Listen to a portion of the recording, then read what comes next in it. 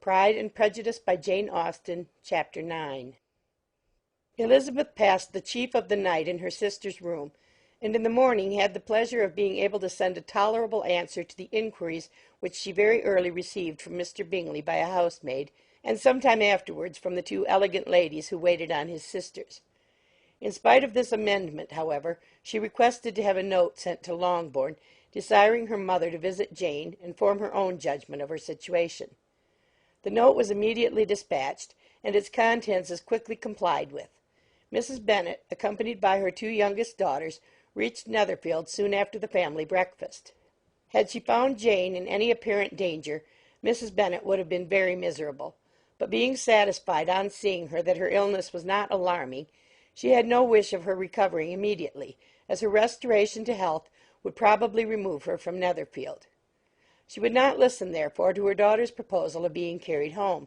Neither did the apothecary, who arrived about the same time, think it at all advisable. After sitting a little while with Jane, on Miss Bingley's appearance and invitation, the mother and three daughters all attended her into the breakfast parlour. Bingley met them with hopes that Mrs. Bennet had not found Miss Bennet worse than she expected. "Indeed I have, sir," was her answer. "She is a great deal too ill to be moved. Mr. Jones says we must not think of moving her. We must trespass a little longer on your kindness." "Removed!" cried Bingley. "It must not be thought of. My sister, I am sure, will not hear of her removal." "You may depend upon it, madam," said Miss Bingley with cold civility, "that Miss Bennet will receive every possible attention while she remains with us." Mrs. Bennet was profuse in her acknowledgments. "I am sure," she added, "if it was not for such good friends, I do not know what would become of her, for she is very ill indeed, and suffers a vast deal, though with the greatest patience in the world, which is always the way with her, for she has, without exception, the sweetest temper I have ever met with. I often tell my other girls that they are nothing to her. You have a sweet room here, Mr. Bingley, and a charming prospect over the gravel walk. I do not know a place in the country that is equal to Netherfield. You will not think of quitting it in a hurry, I hope, though you have but a short lease." "Whatever I do is done in a hurry," replied he, "and therefore if I should resolve to quit Netherfield, I should probably be off in 5 minutes. At present, however, I consider myself as quite fixed here." "That is exactly what I should have supposed of you," said Elizabeth. "You begin to comprehend me, do you?" cried he, turning towards her. "Oh, yes, I understand you perfectly." "I wish I might take this for a compliment, but to be so easily seen through, I am afraid, is pitiful." "That is as it happens. It does not follow that a deep, intricate character is more or less estimable than such a one as yours." "Lizzie," cried her mother, "remember where you are, and do not run on in the wild manner that you are suffered to do at home." "I did not know before," continued Bingley immediately, "that you were a studier of character. It must be an amusing study." "Yes, but intricate characters are the most amusing. They have at least that advantage." "The country," said Darcy, "can in general supply but a few subjects for such a study. In a country neighbourhood you move in a very confined and unvarying society." "But people themselves alter so much that there is something new to be observed in them for ever." "Yes, indeed," cried Mrs. Bennet, offended by his manner of mentioning a country neighbourhood. "I assure you there is quite as much of that going on in the country as in town." Everybody was surprised, and Darcy, after looking at her for a moment, turned silently away. Mrs. Bennet, who fancied she had gained a complete victory over him, continued her triumph. "I cannot see that London has any great advantage over the country, for my part, except the shops and public places. The country is a vast deal pleasanter, is it not, Mr. Bingley?" "When I am in the country," he replied, "I never wish to leave it, and when I am in town it is pretty much the same. They have each their advantages, and I can be equally happy in either." "Aye, that is because you have the right disposition. But that gentleman," looking at Darcy, "seemed to think the country was nothing at all." "Indeed, mamma, you are mistaken," said Elizabeth, blushing for her mother. "You quite mistook Mr. Darcy. He only meant that there was not such a variety of people to be met with in the country as in the town, which you must acknowledge to be true." "Certainly, my dear, nobody said there were. But as to not meeting with many people in this neighbourhood, I believe there are few neighbourhoods larger. I know we dine with 24 families." Nothing but concern for Elizabeth could enable Bingley to keep his countenance. His sister was less delicate, and directed her eyes towards Mr. Darcy with a very expressive smile. Elizabeth, for the sake of saying something that might turn her mother's thoughts, now asked her if Charlotte Lucas had been at Longbourn since her coming away. Yes, she called yesterday with her father. What an agreeable man Sir William is, Mr. Bingley, is not he? So much the man of fashion, so genteel and easy. He had always something to say to everybody. That is my idea of good breeding. And those persons who fancy themselves very important and never open their mouths quite mistake the matter. Did Charlotte dine with you?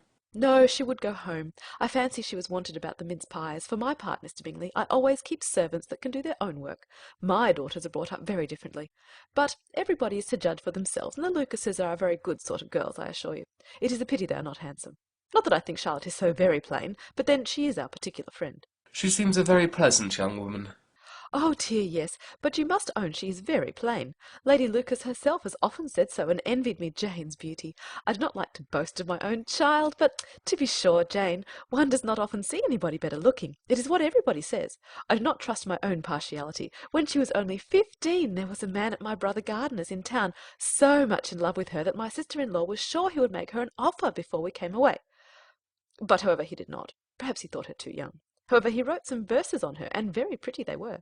And so ended his affection, said Elizabeth impatiently. There has been many a one, I fancy, overcome in the same way. I wonder who first discovered the efficacy of poetry in driving away love. I have been used to consider poetry as the food of love, said Darcy. Of a fine, stout, healthy love it may.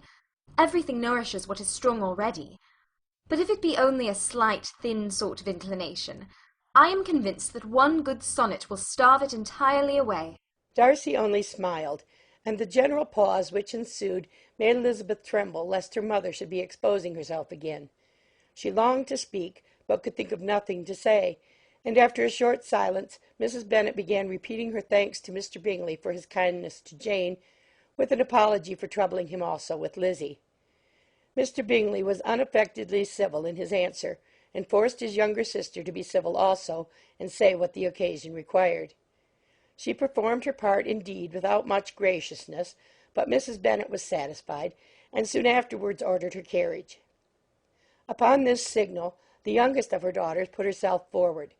The two girls had been whispering to each other during the whole visit, and the result of it was that the youngest should tax Mr. Bingley with having promised on his first coming into the country to give a ball at Netherfield.